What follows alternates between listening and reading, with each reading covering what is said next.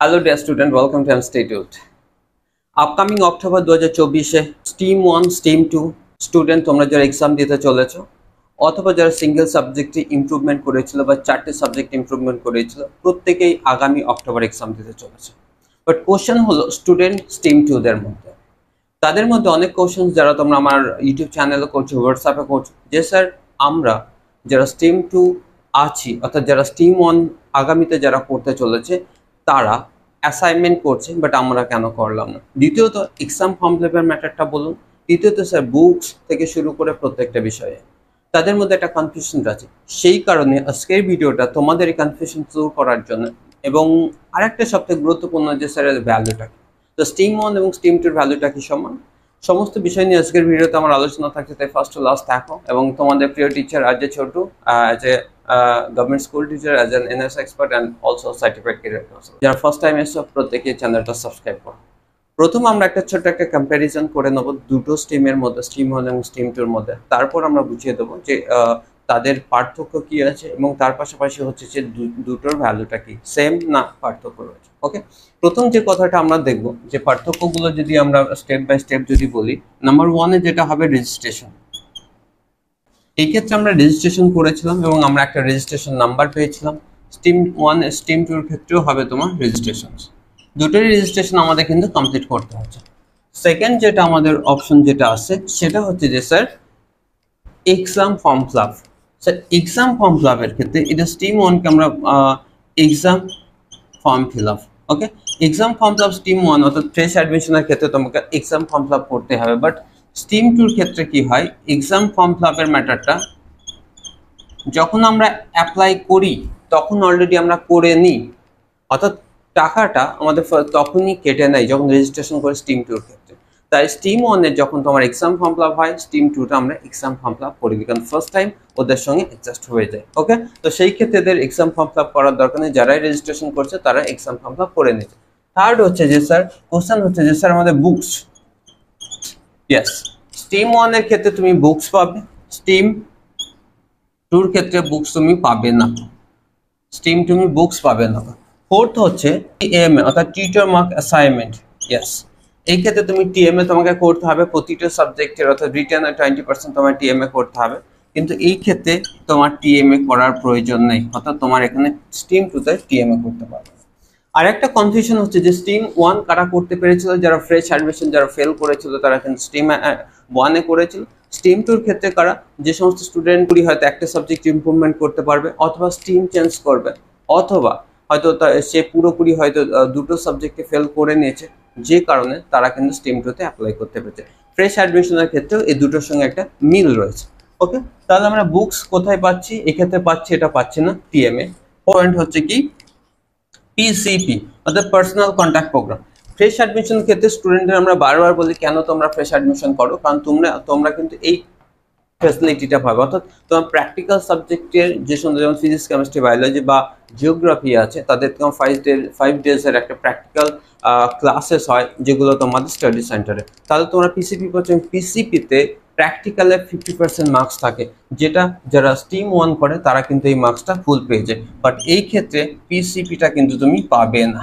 Question হচ্ছে এইবার হচ্ছে আমাদের কি না প্র্যাকটিক্যাল যে খাতা বানাতে হবে সেটা হচ্ছে একটা ভাইবা হবে, সবশেষে একটা 4টা কোশ্চেনের মধ্যে 3টে অ্যান্সার লিখতে হবে। সেটা স্ট্রিম 1 এর ক্ষেত্রেও লিখতে হবে আর এটার ক্ষেত্রে এই ক্ষেত্রেও তোমাকে এক্সপেরিয়েন্স করতে হবে, সব করতে হবে এবং প্র্যাকটিক্যাল খাতা বানাতে হবে, পুরোটাই করতে হবে। ওকে, তাহলে প্র্যাকটিক্যাল লিখিত পরীক্ষা, রিটেন এক্সামের ক্ষেত্রে তোমার কি হবে, এটা থাকবে এই রিটেন এক্সাম দিতে হবে।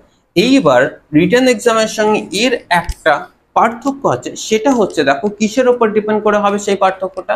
যেহেতু আমি এখানে টিএমএ পাচ্ছি, এখানে আমি কি পাচ্ছি না, টিএমএ পাচ্ছি না। তাহলে এই যে এখানে ধরো কোনো একটা সাবজেক্টের টিএমএ আছে 16 মার্কস ফিজিক্সে, এই ক্ষেত্রে 16 মার্কস ধরো তুমি পাচ্ছ না, অর্থাৎ এই ক্ষেত্রে নীল হয়ে থাকছে। তো এই 16 মার্কসটা তোমাকে কোথায় গিয়ে অ্যাডজাস্ট করবে, পুরোপুরি রিটেনে গিয়ে তোমাকে অ্যাডজাস্ট করতে হবে, কোথায় না রিটেনে গিয়ে অ্যাডজাস্ট করতে হবে।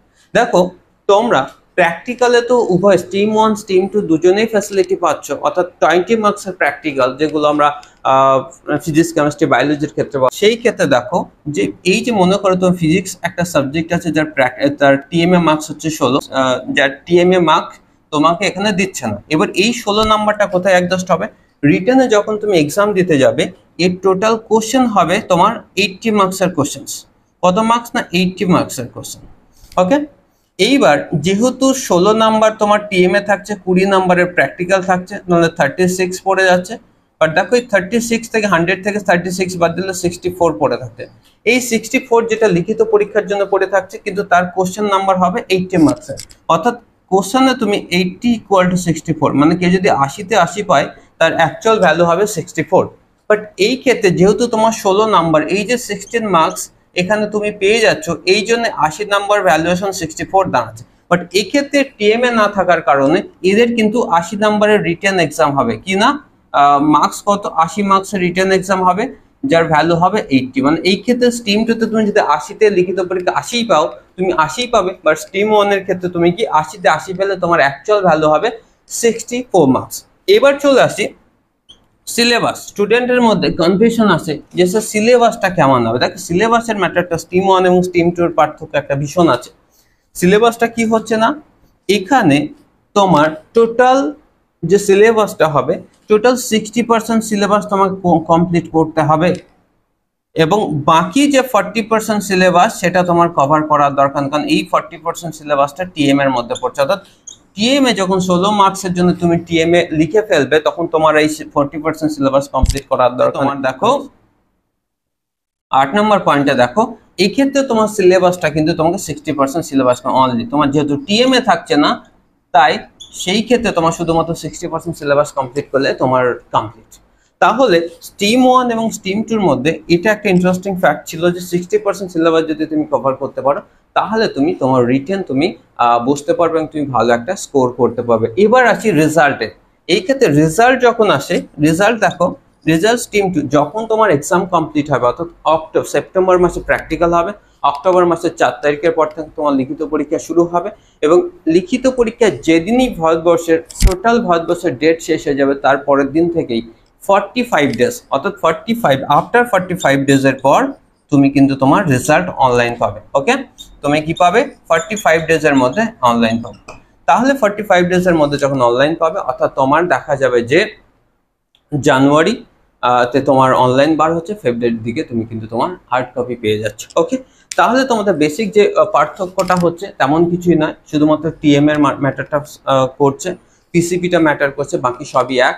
যার এবার ভ্যালুর কথা আসে, স্টুডেন্টের মধ্যে কনফিউশন হচ্ছে স্যার আমার তাহলে স্ট্রিম 1 এবং স্ট্রিম 2 এর মধ্যে পার্থক্য কি হতে পারে। দেখো স্ট্রিম 1 এবং স্ট্রিম 2 এর মধ্যে পার্থক্য কিচ্ছু না, শুধুমাত্র এনআইএস এই কারণেই রেখেছে কোনো রানিং স্টুডেন্ট যদি হঠাৎ করে রেজাল্টে ফেল করে যায়, যাতে তার সময়টা না লস হয়ে যায়, তার হাতে যাতে স্ট্রিম 2 এর অপশনটা থাকে, এই জন্য তার ইমিডিয়েটলি স্ট্রিম 2 তে ভর্তি হয়ে যায়। এবং যেহেতু ভর্তি, সিলেবাস, রেজিস্ট্রেশন সমস্তটা এক, রেজাল্টের ভ্যালু এক, এবং তোমার রেজাল্টে কোনো জায়গায় লেখা থাকে না যে এটা স্ট্রিম 1 কি স্ট্রিম 2। ওকে, তাই যাদের মধ্যে কনফিউশন যে ভ্যালু, অর্থাৎ স্যার আমার দুটোর ভ্যালু কি সমান, ইয়েস, বোথ আর সেম। সো তোমাদের ভয় পাওয়ার দরকার নেই, তোমাদের আগামী যে লক্ষ্য তোমরা সেই লক্ষ্যের দিকে পৌঁছাও। কনসেপ্ট আশা করছি ক্লিয়ার হয়েছে। যদি তোমরা বুঝতে না পাও আমাদের হোয়াটসঅ্যাপ করো, এবং আমাদের এপ্রিল 2025 সেশনের জন্য অ্যাডমিশন চলছে। এখনো পর্যন্ত আমাদের কয়েকটা সিট পড়ে আছে। তোমরা যদি এখানে 100% পাস সহ অ্যাপ্লাই করতে চাও, you can apply me, WhatsApp me, ping me, I will respond as soon as possible. Our